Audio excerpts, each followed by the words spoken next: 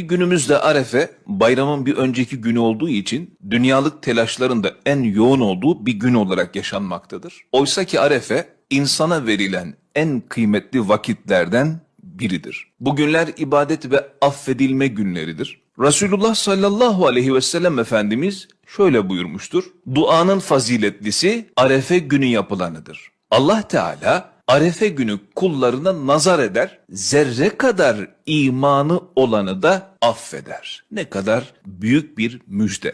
Saadet-i ebediyede geçer. Arefe gecesini ibadetle geçirenin cehennemden azat olacağı söyleniyor. Arefe günü günahlardan uzak kalanın da bağışlanacağını biz Resulullah sallallahu aleyhi ve sellem Efendimiz'den öğreniyoruz. Şöyle müjdeliyor: bugün öyle bir gündür ki bugün de herkesin kulağına, gözüne, diline sahip olursa o kimsenin günahları bağışlanır.